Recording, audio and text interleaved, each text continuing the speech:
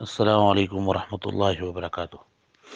الحمد للہ وحدہ والصلاة والسلام علی من لا نبی بعدہ، اما بعد فاعوذ باللہ من الشیطان الرجیم، بسم اللہ الرحمن الرحیم۔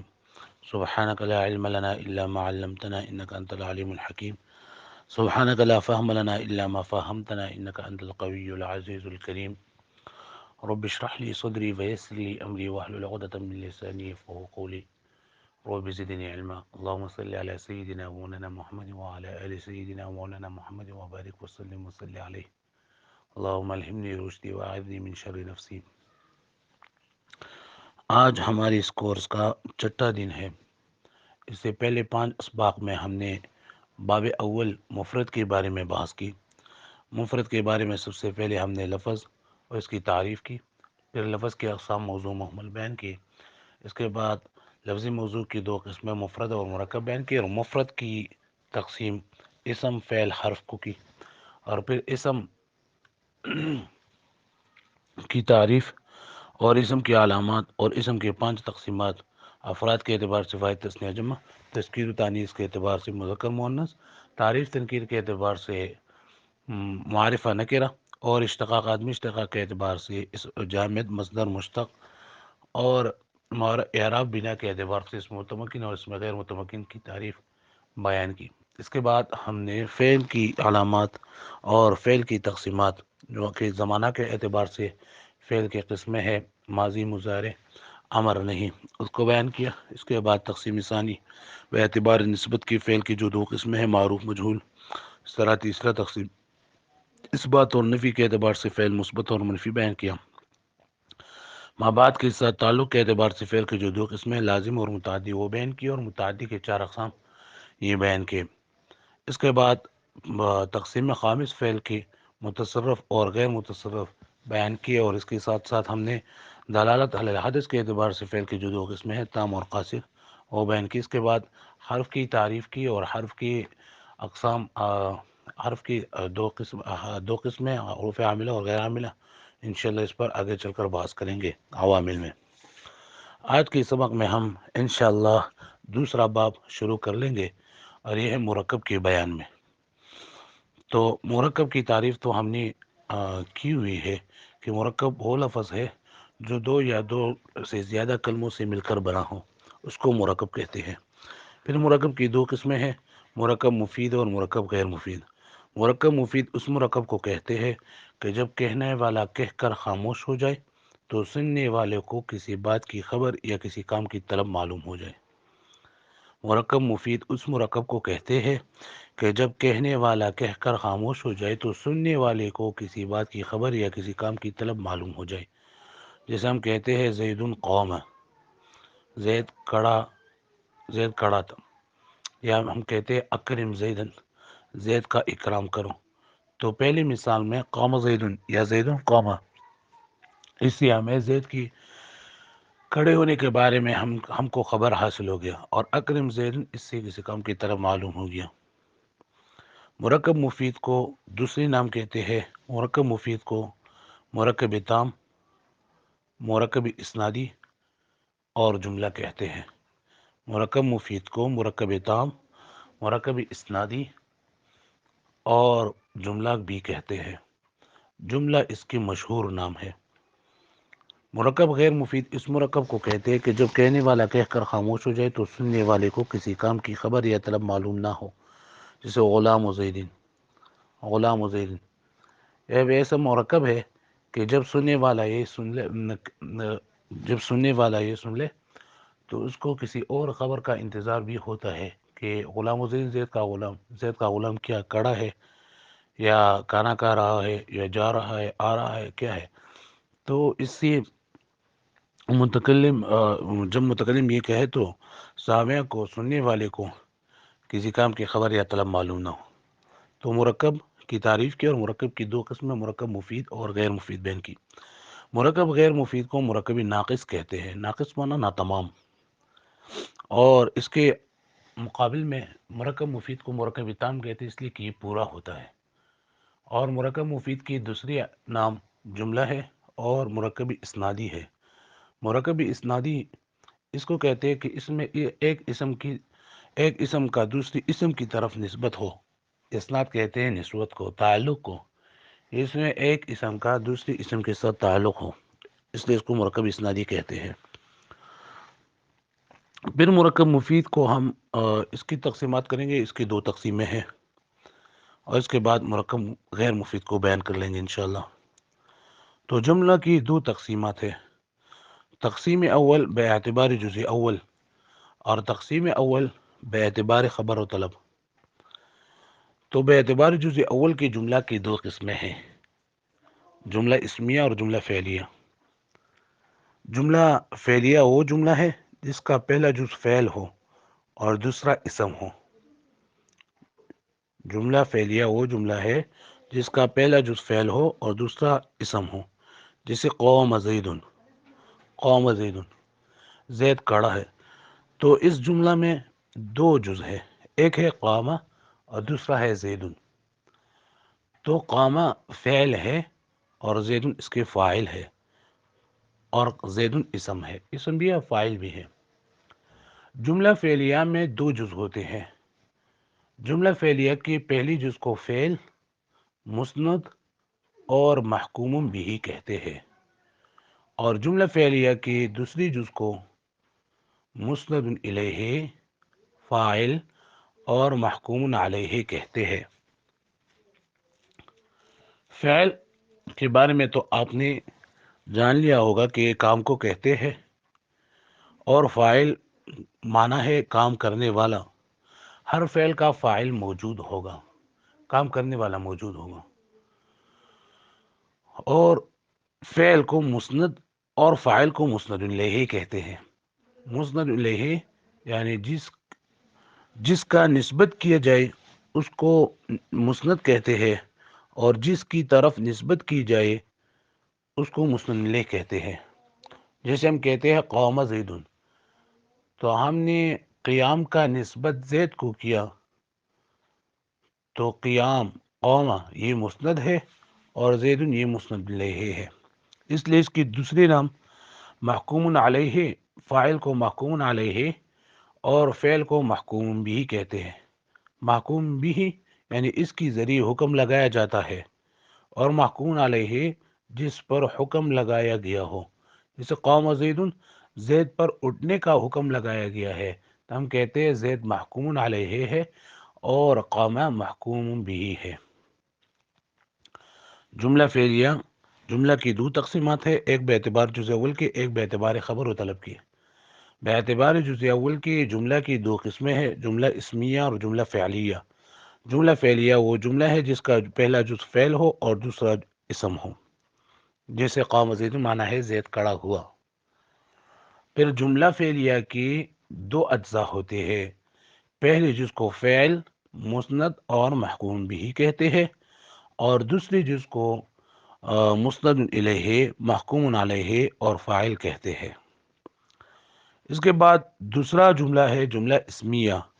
جملہ اسمیہ وہ جملہ ہے جس کا پہلا جز اسم ہو اور دوسرا خواہ اسم ہو یا فعل، جیسے زید قائم اور زید یقوم۔ پہلا مثال زید قائم میں مبتدا اور خبر دونوں اسم ہیں، اور زید یقوم میں پہلا جز اسم ہے اور دوسرا جز فعل ہے۔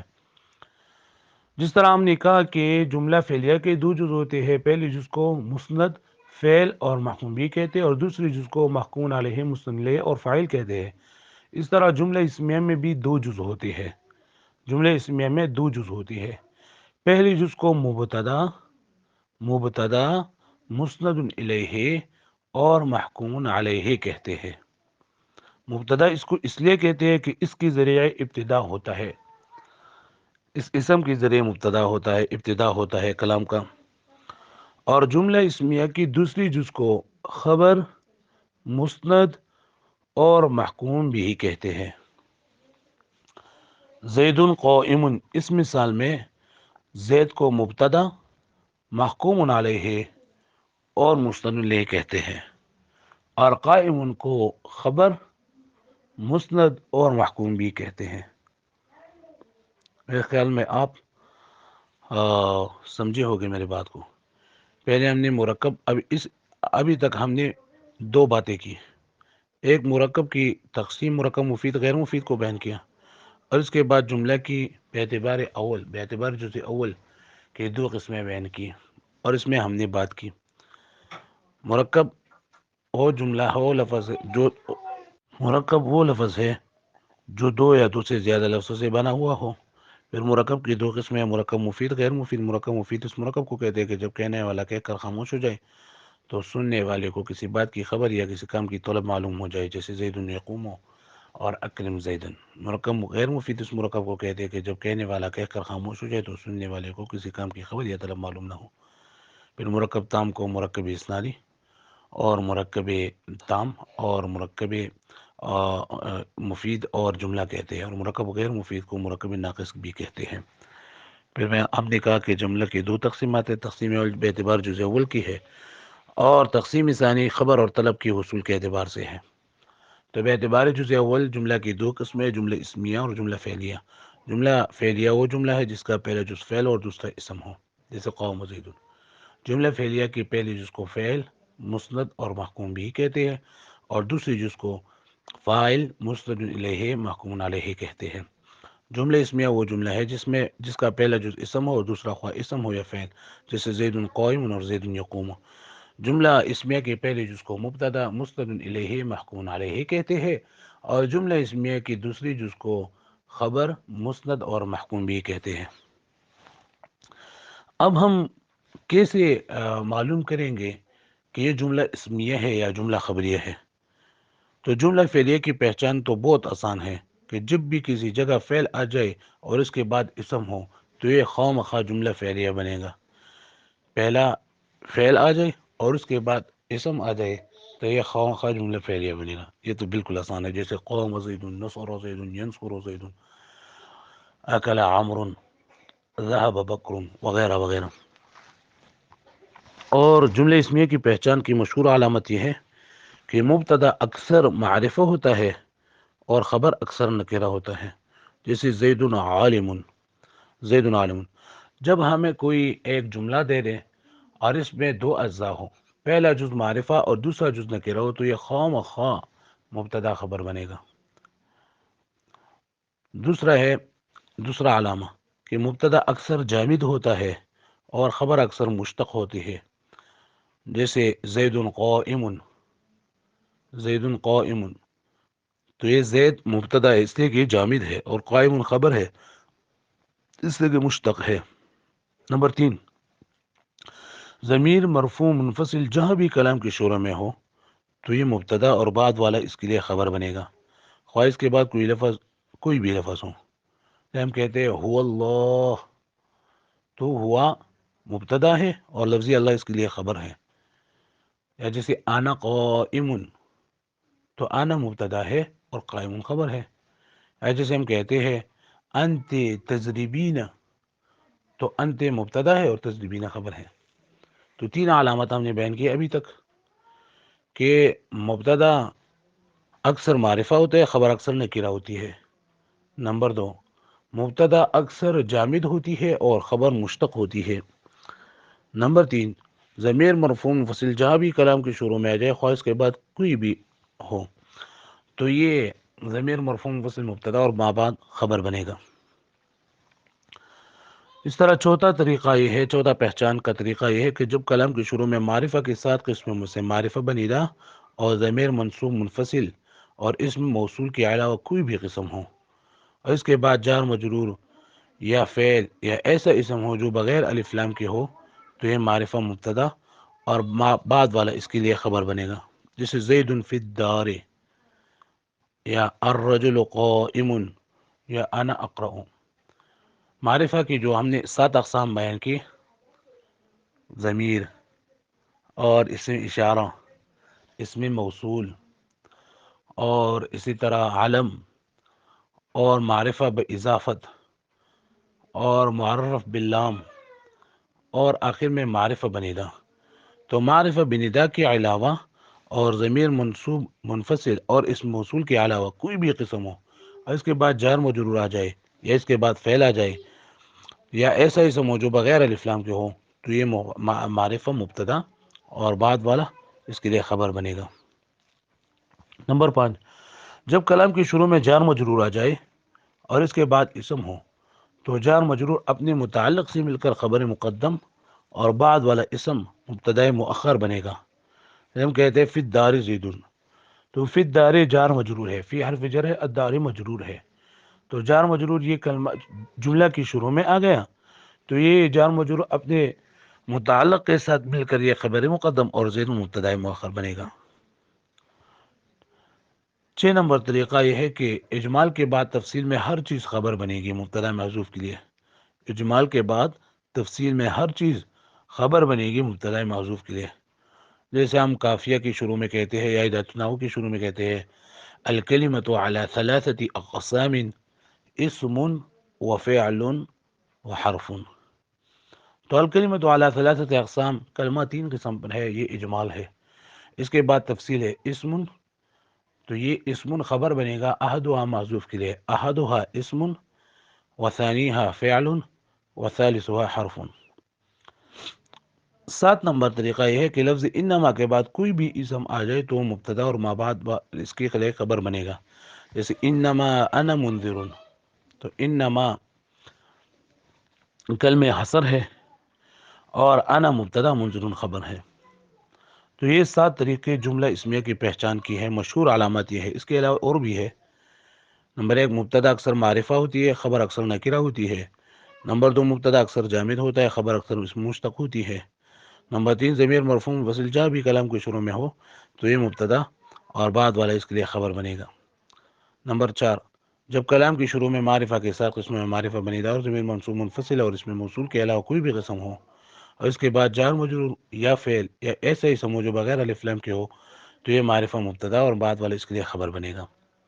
نمبر 5، جب کلام کی شروع میں جار مجرور آ جائے اور اس کے بعد اسم ہو تو جار مجرور اپنے متعلق سے مل کر یہ خبر مقدم اور بعد والا اس کے لیے اسم مبتدا مؤخر بنے گا۔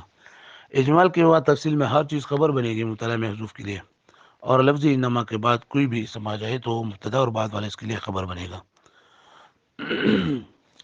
قاعدہ ایک یہ ہے کہ نکرہ مبتدا نہیں بن سکتا، لیکن اگر اس میں تخصیص کی جائے تو پھر نکرہ کا مبتدا بننا درست ہے۔ قاعدہ یہ ہے کہ نکرہ مبتدا نہیں بن سکتا، لیکن اگر اس میں تخصیص کی جائے تو پھر نکرہ کا مبتدا بننا درست ہے۔ تو تخصیص کی چند وجوہات ہے۔ نکرہ کی خبر یا ظرف، نکرہ کی خبر ظرف یا جار مجرور ہو اور نکرہ سے مقدم ہو تو یہ مبتدا بنے گا، جیسے فی الدار رجل،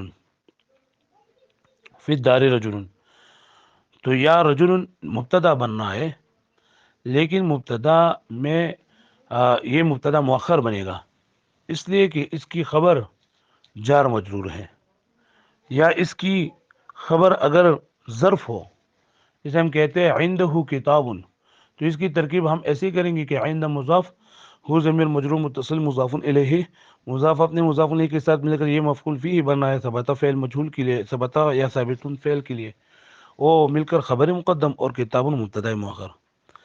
تو نکرہ کی تخصیص کن وجہ سے ہوتی ہے؟ نمبر 1، نکرہ کی خبر ظرف یا جار مجرور ہو اور نکرہ سے مقدم ہو، نکرہ سے مقدم ہو تو یہ نکرہ اسم مبتدا بن سکتا ہے، جیسے فی الدار رجل، یہاں رجل نکرہ ہے لیکن یہ مبتدا بن سکتا ہے، اور عندہ کتاب، یہ کتاب نکرہ ہے لیکن یہ مبتدا بنے گا اس لیے کہ اس کے پہلے ظرف آیا ہے۔ نمبر 2، جب اسم نکرہ نفی یا استفہام کے بعد واقع ہو تو وہ بھی مبتدا بن سکتا ہے، جیسے ما احد عندنا اور االہ مع اللہ، ما احد عندنا یا احد نکرہ ہے لیکن حرف نفی کے بعد آیا ہے تو یہ مبتدا بن سکتا ہے۔ اس کی ترکیب ہم ایسی کریں گے، ما نفی احد مبتدا عندنا مضاف مضاف الیہ، یہ مفعول فیہ ہے، ثبت یا ثابت کے لیے، پھر وہ خبر اور مبتدا، احد مبتدا خبر مل کر جملے اسمیہ خبریہ۔ االہ مع اللہ، االہ مع اللہ یہ بھی ایسا ہے، حرف استفہام، الہ مبتدا اور مع اللہ یہ ظرف بننا ہے مفعول فیہ، مفعول فیہ بننا ہے ثبت یا ثابتن کے لیے، یہ خبر ہو۔ نمبر 3، نکرہ دعا یا بدعا کے مقام میں ہو، جیسے ہم کہتے ہیں سلام علی ابراہیم، تو سلام علی ابراہیم یہ بھی مبتدا بن سکتا ہے، سلام مبتدا علی ابراہیم جر مجرور ظرف مستقر متعلق بقائن یا ثابتن یا ثبتہ وغیرہ کے لیے۔ اور ویل لکل ہمزۃ لمزہ ہلاکت ہے، یہاں مثال ہے ویل للمطففین۔ تو یہ 3 تخصیص کے وجوہات ہے کہ جس کے ذریعے نکرہ مخصصہ بن کر مبتدا بنے گا۔ اس طرح اور بھی ہے لیکن فی الحال آپ کے لیے اتنا بھی کافی ہے۔ تو اس فائدہ میں ہم نے بات کی کہ نکرہ مبتدا نہیں بن سکتا، لیکن اگر اس میں کچھ تخصیص کی جائے تو پھر نکرہ کا مبتدا بننا درست ہے۔ یہاں تک تقسیم اول کے واسطہ مرکب کی ہم نے کیا کہ مرکب مفید ہے، مرکب غیر مفید ہے، مرکب کی 2 قسم، مرکب مفید، مرکب غیر مفید۔ مرکب مفید کی تعریف کی، غیر مفید کی تعریف کی۔ مرکب مفید کو پھر ہم نے کہا کہ جملہ کہتے ہیں، اور جملہ کی 2 تقسیمات ہے، ایک ہے جملہ بے اعتبار جزء اول اور دوسرا ہے بے اعتبار خبر و طلب۔ تو بے اعتبار جزء اول کی جملہ کی 2 قسمیں، جملہ فعلیہ، جملہ اسمیہ، اور پھر اسمیہ اور فعلیہ کی تعریف اور ان کی اجزاء کا نام بیان کیا، اور اس کے بعد جملہ اسمیہ کی پہچان کی مشہور علامات بیان کی۔ میرے خیال میں اتنا آپ کے لیے کافی ہوگا۔ تقسیم ثانی انشاءاللہ اس پر کل بحث کریں گے۔ اب ایسا کرتے ہیں کہ ہم یہاں سے ہم ترکیب سیکھ لیں گے انشاءاللہ۔ تو جب ہمیں کوئی جملہ دے دے کہ اس کا ترکیب کر لیں، تو سب سے پہلے ہمیں کرنا یہ ہے کہ ہم اس جملہ کو دیکھ لیں گے کہ اس کی شروع میں فعل ہے یا اسم ہے۔ اگر اس کی جو شروع میں فعل ہے تو پھر سوچ نہیں کرنا، بلکہ ہم کہیں گے کہ پہلا فعل ہے اور دوسرا فاعل ہے۔ جیسے ہم کہتے ہیں، مثال میں دیتا ہوں آپ کو، جو تمرین میں آپ کو ساتھ شیئر کروں گا، اس میں ایک مثال ہے، جیسے تصلین الظہر، ایسا میرے خیال میں مجھے تصلین الظہر، جیسے ہم کہتے ہیں ضرب زید یا نصر زید یا اکل عمرو، تو اس کو ہم نے دیکھ لیا کہ اس کا جزء اول فعل ہے نصر، تو ہم اس کی ترکیب کریں گے، نصر فعل ماضی ہے اور زید اس کے لیے فاعل ہے، تو فعل اپنے فاعل کے ساتھ مل کر یہ جملہ فعلیہ خبریہ۔ اس طرح ہم دوسرا مثال کہتے ہیں ینصر زید، تو ینصر فعل ہے اور زید اس کے لیے فاعل ہے، تو فعل اپنے فاعل کے ساتھ مل کر جملہ فعلیہ خبریہ۔ اس طرح ہم کہیں گے یضرب، تو یہ بات آپ نے یاد کر لی ہوں گی کہ ہر فعل کے لیے فاعل ہوتا ہے، اگر فاعل لفظوں میں موجود ہو تو اس میں ظاہر اس کے لیے فاعل بنے گا، اگر نہیں موجود تو پھر اس کے لیے ہم ضمیر نکالیں گے۔ تو ضمیر کے بارے میں انشاءاللہ اس میں غیر متمکن میں بات آ جائیں گی انشاءاللہ۔ اب آپ اتنا کر لیں کہ جب آپ کے سامنے فعل آ جائے اور اس کے ساتھ فاعل نہ ہو تو آپ ان کا صیغہ معلوم کریں، تو جو صیغہ ہے اس کے لیے اس کے ساتھ وہ ضمیر ہوتا ہے۔ تو ینصر، ہم اس کی ترکیب کرتے ہیں، ینصر فعل ہوا ضمیر مرفوع متصل مستتر اس میں فاعل، تو فعل اپنے فاعل کے ساتھ مل کر جملہ فعلیہ خبریہ۔ اس طرح ہم جملہ اسمیہ کی ترکیب کریں گے، اللہ اکبر، تو سب سے پہلے ہم دیکھ لیں گے کہ اس کے شروع میں اسم آیا ہے یا نہیں آیا ہے، تو اللہ اکبر کو ہم نے دیکھ لیا، اس کے شروع میں اسم ہے۔